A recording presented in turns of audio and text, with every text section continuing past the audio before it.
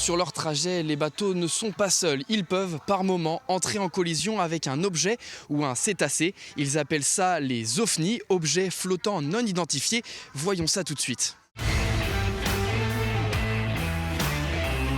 Pour tenter de limiter les collisions, il y a des systèmes qui ont été mis au point, notamment un système d'autodéclaration de la part des skippers. Donc quand ils sont en mer et qu'ils observent une baleine, ou qu'ils ont une collision avec une baleine, ils ont la possibilité de déclarer sur ce logiciel directement la position de la baleine, la date et puis les observations qui vont avec.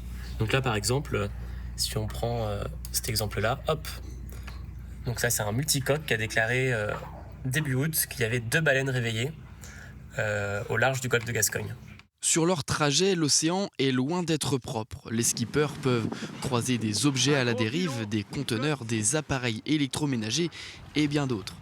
Mais il ne faut pas oublier dans le lot les animaux marins, les cétacés, mais aussi les poissons. Mais l'OVNI le plus menaçant reste le conteneur, très lourd et aussi très nombreux. Il y a également une autre solution qui a émergé, si on veut parler des solutions pour éviter ces collisions. Et la première, donc, c'était ce système d'autodéclaration des skippers, qui peut fonctionner par moment, ou en tout cas permettre d'avoir une période d'alerte pour les skippers.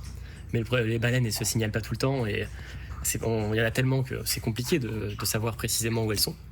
L'autre solution, c'est un système qui peut être installé en tête de mât du bateau, qui permet avec l'intelligence artificielle d'essayer de détecter les masses devant. Mais là encore, il suffit que la baleine soit un tout petit peu immergée et ça ne fonctionne plus. Et la troisième solution, c'est les zones de protection des cétacés qui ont été mises en place sur cette édition du Vendée Globe. Et en fait, il se compose de zones où les cétacés sont présents en grand nombre et qui sont interdites à la navigation pour les skippers. Vous le voyez sur cette carte, il y a en tout 6 zones obligeant les skippers à se frayer un autre chemin pour ne pas les traverser. Ces zones sont définies en se basant sur les informations concernant les habitats de reproduction, d'alimentation et de migration des animaux marins, mais aussi grâce aux données récoltées par d'anciennes courses en mer.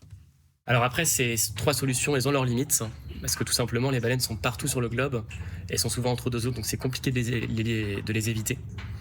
Par exemple, les baleines migrent de l'Antarctique jusqu'en Afrique du Sud, et forcément, leur route de migration va croiser les skippers du Vendée Globe à un moment de leur route. En plus des cétacés, une grande partie des OVNI sont des résidus de l'activité humaine, très dangereux pour le skipper qui peut rentrer en collision avec celui-ci et donc couler.